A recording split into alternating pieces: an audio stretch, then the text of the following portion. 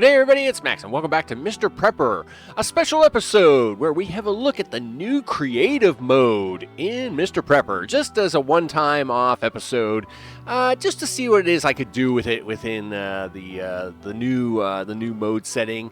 And it's interesting. It has its quirks. It's not a true sandbox mode, so you are kind of tied into the story a little bit.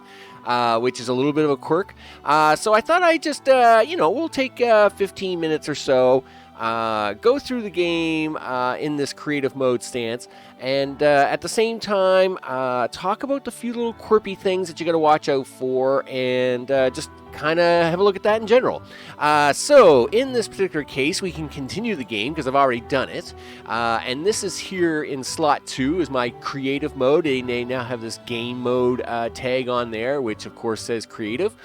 And when we get in here, we'll have a look at all the different the settings, the screens, and all that stuff, just to kind of give it the quick rundown, show you how it all kind of works, and then go over a few of the weird and wonderful settings that there are. Let's get to it.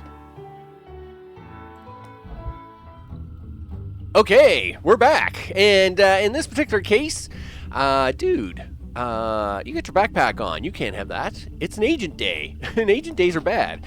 Yeah, I thought we'd do this on an agent day because, I mean, who doesn't like to see Arnold come by? You know, it's Arnold, right? Arnold is Arnold. First things first. You are still tied into the main story. You are still tied into all the storylines. So one of the things about that is that because you are tied into the story, things like trading and contacts and all that stuff is still where it would be as if you had the story on normal mode. So you notice here we don't have Jenny, we don't have Bob, we don't have Joe. I did get the Minuteman, but you get the Minuteman when, of course, you build the rocket silo, which, of course, is a thing that you can do, but you do have to progress the story to the point where the Minuteman makes initial contact with you to give you inspiration. So in this case, you actually do have to do that bit of the story, to get the rocket silo into your base. So what is it that the creative mode actually gives you? Well, creative mode gives you this new tab at the bottom of the screen, and which looks like a gear wheel and a screwdriver. And of course, with that, it gives you a little bit of extra power and flexibility. So the first thing is that you'll probably notice here on the screen, I have all the goodies, right? Basically, I gave myself the 9999 of all the things on the first row. Done, right? Not the boxes, but I gave myself everything of the particular items, right? So wood, textile, of course, stone, plastic, metal, ground, glass, and all them electronics. So many electronics. I did give myself $1,000, though I haven't really had to use it as of yet. This screen here gives you all the items. This is an unfiltered screen, but at the top of this screen is the way to filter the items. So of course we can click on the house, and now it just shows you what it considers to be household items, or basically what you would find under the house tab in here under your build menu. And of course that's what you see there. Just to close that off and go back into this for a second, of course, then you have the leaf. This is the growing section, which is just like your build menu, where you have all the types of seed. You have farming wall lamps, just your standard wall lamps, and of course the different ground types. And of course you have your Waterloo 1815, your buckets, your water tanks, and your ability to irrigate is all in here. The next tab, of course, is all of your weaponry type skills and bait skills. So of course then here's all your different weapons. Of course you can give yourself the gun if you wish, and you can give yourself 999 bullets, and then go to town if that's what you want to do, right? You can always give yourself any of the animal products and all that stuff. So that's all in there. The fourth tab is basically what I call household items box. This is kind of like the general box of things where you get shelving and you can get plates and all the different types of metal containers. All the different letters are in here and all the books. And we're going to come back to talk about those because they're a little quirky. Be very careful with this section, and we'll talk about that in a second. The different gems are in here. So like, your gold gems and stuff, and all the different cards are in here. Right? So that's all available. And then, of course, under food are all the different foods you can make and eat and do things with, right? Now, it's also in here where you can basically make yourself mortal or immortal. Basically, you are immortal and you are powerful to go. Now, one thing is that you have to remember when you're in that screen, you have to remember to close the screen. So if I open the box, and let's say I gave myself the gun and the bullets, if I don't close the screen and then I go to like work a trade screen or something, or something to that effect, let's go to like this box here, right? So I open this box, I can see it, it's perfectly fine, and I close it, right? But then, let's say I do something like this, where I open this box up. It kind of blocks itself. So seeing how I can't open any box up, because everything I try to open, this screen blocks it. And if I try to get rid of the screen, it automatically closes it. So what you have to do on this is you have to actually open the screen. You have to click on this icon so you can get it to open. Then close it. Then you'll be able to open up cupboards and cabinets and stuff and then be able to close them again. And that's perfectly fine. The next thing you'll want to keep an eye out for is the items in here. Now, I have had no problem using items as I need them. So, for example, let's say I wanted to upgrade a room, right? Let's say I hadn't upgraded this room down here yet. So what I'll do is I'll come down here. We'll take these out. Right, we'll take these two out, and we'll get rid of them. Poof, goodbye. Yeah, I know the house doesn't look good at all, dude. We're going to talk about that in a minute. So let's say I'd like to just be able to upgrade this room. So I can come in here, and I can double-click on that. It will give it to me, right? And then I'll close that, and then I can now open this and put in the item, and sure enough, I can upgrade, and boom, all good, right? And then I can close that, and it's all good. Now, I don't know why it disappeared. That's really weird. Okay, yeah, see, so there's another bit of a bug. It does that on the odd occasion where it kind of makes stuff disappear, but then you just have to double click on that space a couple of times and it kind of comes back. It's a little quirky, all right? So these items haven't been too bad to work with. Like, I've been able to take a barrel, I've been able to take the barrel, put it down, right? If I don't want the barrel, I can grab it and I can put it and I can trash it. Now, weight limits are still a thing, so you do have to be careful with that. And the agent is coming at 12 o'clock, so I do got to stop time here. Weight limits are still a thing, sometimes, and that's kind of quirky. So, yes, I have been able to pick up like 100 shelves, no problem. But sometimes if the shelves have stuff in them and I'm trying to clean out the shelf to pick up the shelf, I then run out of space and it won't let me do any more. So it's a little bit hit and miss. So for example, if I want to pick up a lot of these items, I can. But then if there's items in there and I'm picking up the items out of each one before picking them up, because those rules still apply. When you can't just grab a thing you just can't grab this cabinet if it has like 10 items in it. It will prevent you. It's the same as demolishing a room, right? You can't demolish a room, right? Because it will say nope, this room still has stuff in it, right? So that it doesn't allow that, right? I can't destroy a room with items inside. See, he knows he can't do that. So that's not a thing.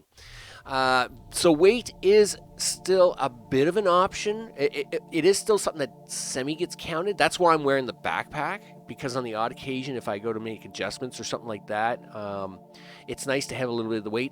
That being said, if you're taking items just out of this and putting them in there, that doesn't seem to be a problem. Like I can take like 100 fuel. Yeah, this is not a problem. Now I would be way overweight any other time on this, right? Like this, like there would be no way I would ever get this much fuel or any of this kind of weight in my backpack. But you can do that now. That is not a problem. And you want to put 100, 200 tables, 900 tables in your inventory, no problem. You can do all the things, and it is perfectly fine to do so. It'll say, "Yep, I can do that for you." That being said, of course, you do want to be a bit careful when it comes to that. Like I said, because if you have to try to then take something out of a cabinet, it will look at this number. So see, it's gone past 140 like long ago, right? I mean, that is so over. And of course, if you tried to grab certain items out of certain cabinets now, you would probably have a hard time. It probably would not go well. So it is something you do got to keep an eye on. So look, I'm still putting I'm putting fuel in the things in here, and there is still plenty of the fuel in the things. We're just going to try and get rid of some of this. Yep. I'm just cleaning my inventory out because, of course, the agent's going to come. And when the agent comes, of course, I got to get rid of the backpack. I got to get rid of the gun. I got to get rid of all the things, right? So we're just going to run this up here for a second. Come on up here, big guy. You can't be having this stuff in your inventory, dude. The agent's going to come. So that is a thing with this new screen. Lots of stuff. You can put lots of stuff in your inventory. But now let's talk about books before the agent gets here. And what we'll do is we'll drop off our items. Yeah, 1, 2, 3. Dude, you have to take off that stuff. You can't. You can't have that on, right? So I don't know. I have no idea what he just did with that, right? Yeah. So what? Yeah. Okay. Yeah, that's cool. That's cool. Here. All right. Listen, you're confusing the heck out of me, dude. Here, do that. All right. Close that. All right. Open that one. Cool. I didn't want to, you know what? I don't want to look at that anymore anyway. So, yeah, it's got a few little quirks to it that you got to kind of keep practicing with. So, now you've taken your stuff off. Yep. Put your hunter's clothes away, dude. All right. Yep. Okay, so where's the rest of your stuff? Like, what happened to your gun? Did you put your gun away? Okay, you put the gun away and stuff. Okay, well, that's cool. I'm fine with that as long as you put it away. All right, cover this up. Cover this up because the agent's going to be here in less than 15 minutes. In this case, now let's talk about the actual manuals and books and the letters. Be very careful here. You'll be tempted to just slam all these books into your inventory and then read them all. Don't do that. Okay. First, you cannot delete books. That's a thing you can't do. You cannot recycle books. So the Atlas Jack books, none of these books, you can't recycle them. That's why I haven't grabbed any of them and read them, because I've done that in earlier testing. Is I've tried to grab these books and read them. The one thing that this mode is not very good with is the books. So the books, because you can't recycle them or get rid of them, the one thing you'll have to do is make sure you have space to deal with them. Right, and of course that's a thing. So, like for example, in one of my testing rounds, I had grabbed the Atlas 2 book, and then I grabbed the Atlas 1 book, and then I accidentally grabbed the Atlas 2 book again. Well, now I'm stuck with 2 Atlas 2 books. I couldn't get rid of it, and it didn't seem to work. Yes, the Atlas 1 book did. But the Atlas 2 book didn't. I read both copies, and because it seemed to have 2 copies, I guess it couldn't figure out which copy was the good one because I never did get the extra weight bonus. So that's a thing. You'll want to be careful of these books. In fact, that's the one thing I would probably recommend at this point in time until there's an update is for the books. I mean, it's so easy to go through the storyline and open up Jenny. I mean, you can literally do Jenny and Bob on the first day, like no problem, because I mean, you can basically just give them whatever they want, right? And just give it to them. I would actually probably buy the books still from Bob. Is kind of where my next experimentation was going to be. I would buy the books from Bob and not grab them from here. Maybe they'll make some changes to that, but right now it's a little bit quirky. It's a little bit quirky, so you want to be careful.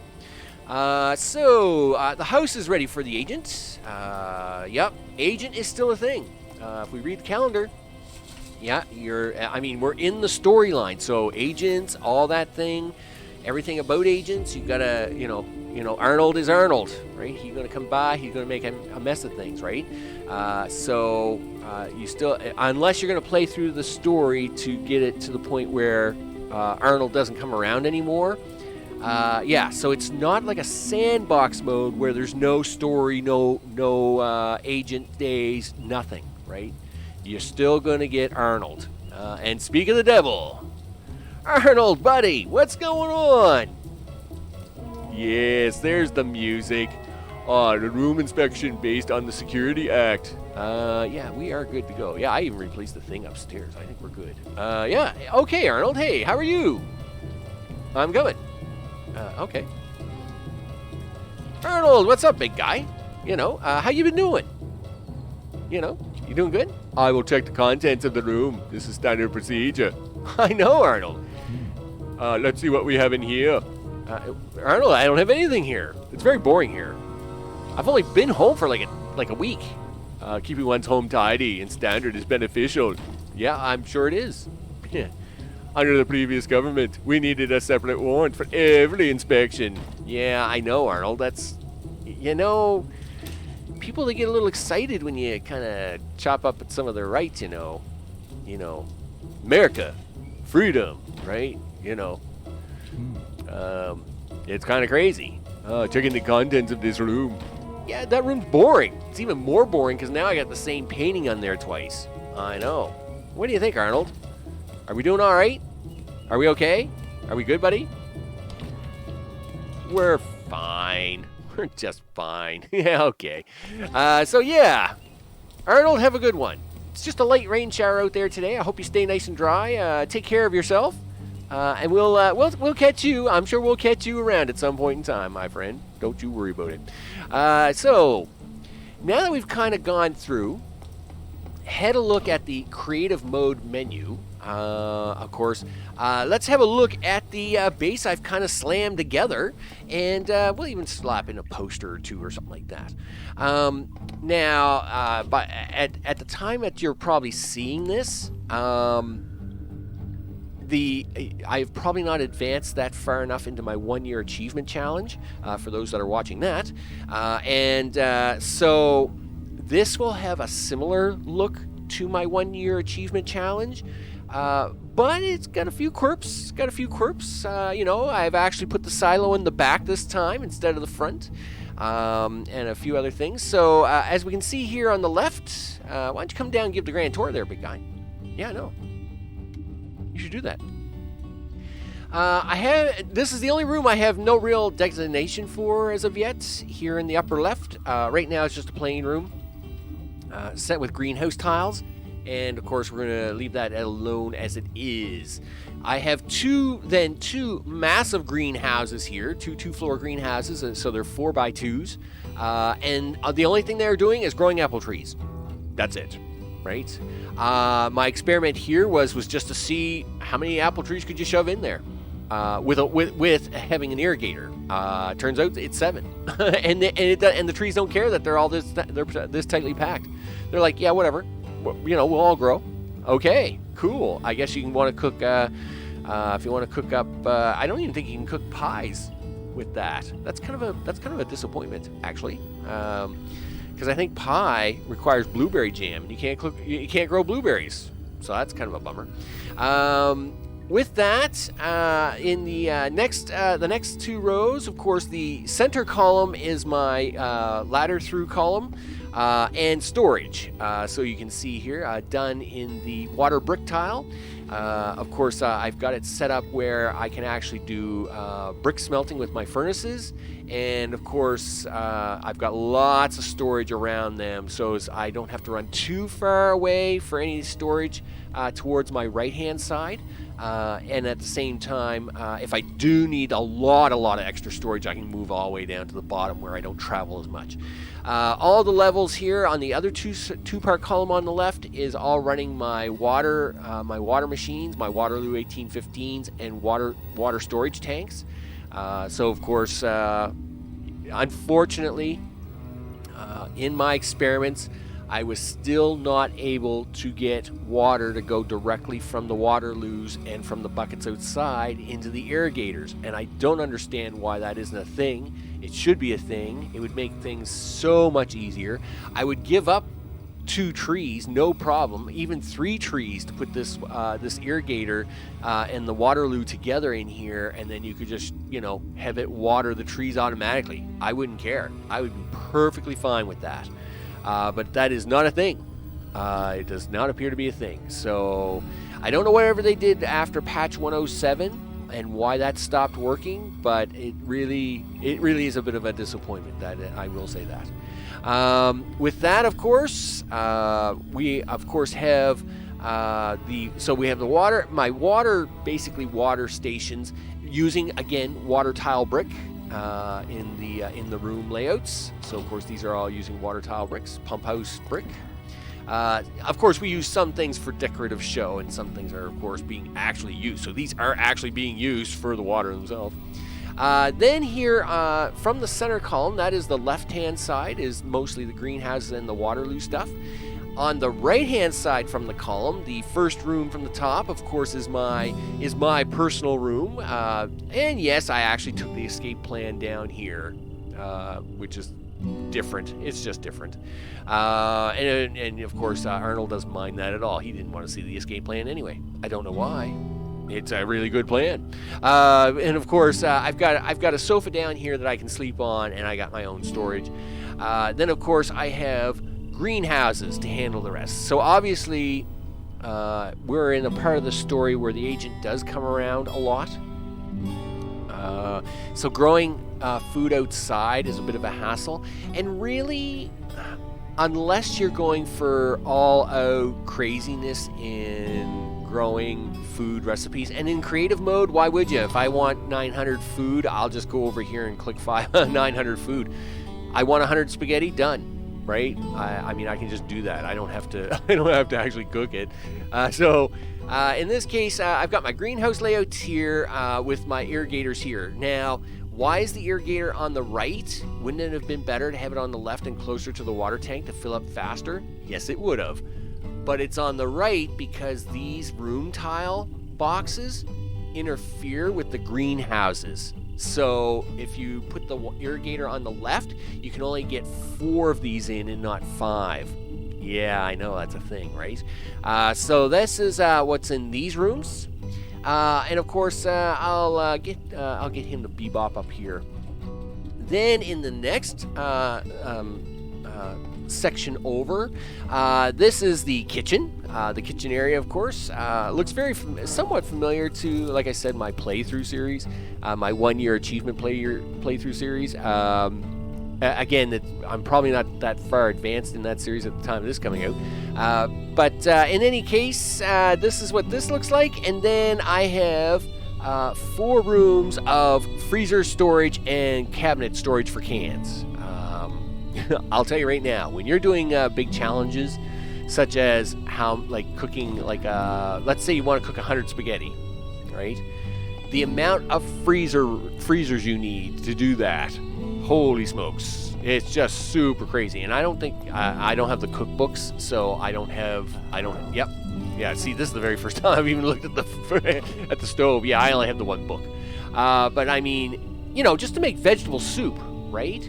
Let's say you want to make 100 cans of vegetable soup, all right? Well, first, you can't even make 100 cans until you get the level 2 book.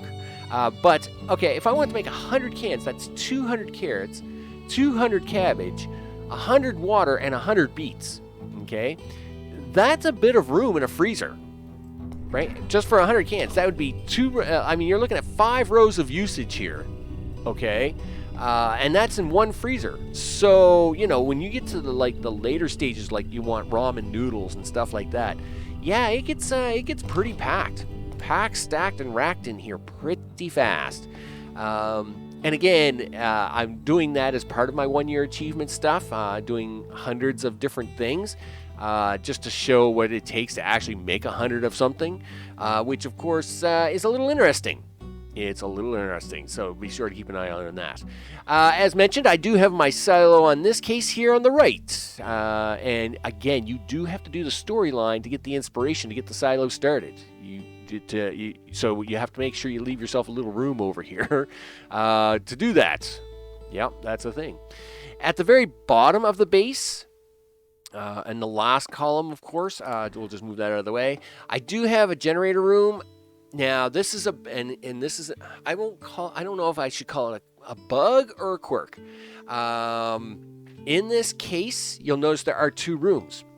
If we have a look at the generators themselves, and I'll just run this for a quick second, they're not even about to use half the power, right? So, by definition, if I took one of these 2 rooms totally out, the other side should run the entire base, but it would be it would be over the line. So of course, there's this magical line on the power meter, right? Right, there's this magical line on the power meter that if I took one of them 2 rooms out down there, the base would run, but it would be over the red line. And of course, later in the game, of course, the agent's checking for that stuff, right? Now, the other thing is that I ran into a bug where I had one room, it was over on the meter, but everything was running. And then I think I exited out and then came back in. Anyway, I did a thing where, that's what it was. I wanted to add, I was trying to get it back under the line just a wee bit.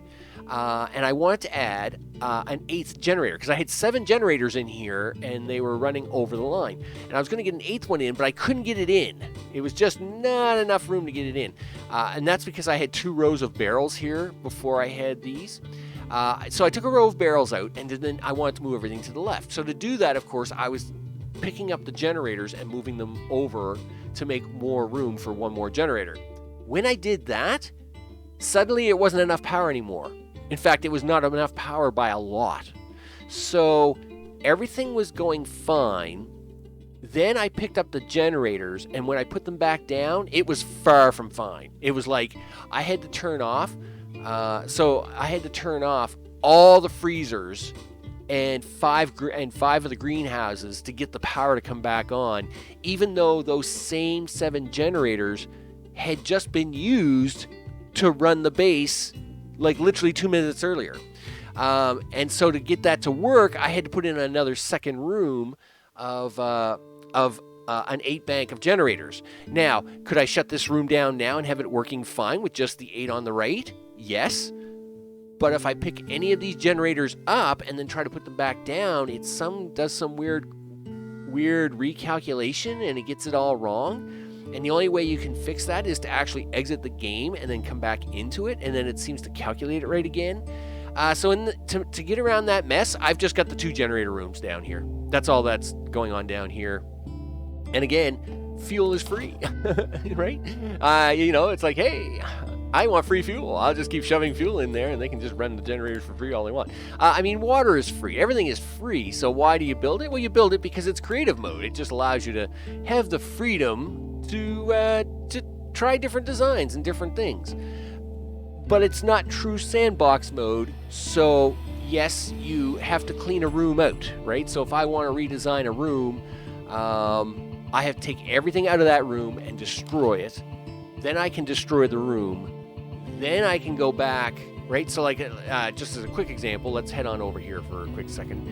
So in this case, let's say I wanted to destroy this room. Boom, he can't do that, right? Well, we would have to grab this out. Okay. Boop. no problem. We would then open this up, and we'd have to grab these out. Any items in the room would have to come out, right? We'd have to take buckets, barrels. Dude, get out of the room. And now, once you had everything out of the room, true, you don't have to destroy this stuff, but chances are if you take a lot of stuff out of a room, you're going to be way over on weight. It's just going to be faster for you to destroy the stuff. Then you can destroy the room, right? Dude.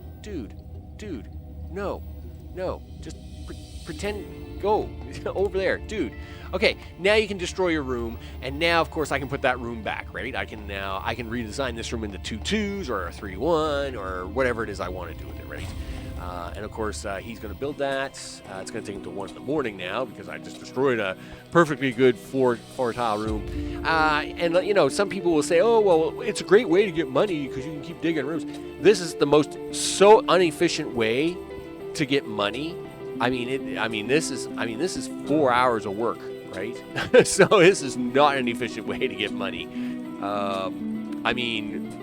Sergey up there, he is only gonna buy. 8 of these dirt, 9 of these dirt a night or a day. So yeah, I would definitely not be doing that. But in this case, we can now put these back, right? We can now put our upgrades back. We can put the room back together.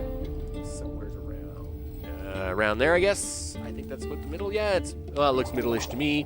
And of course, everything is good to go.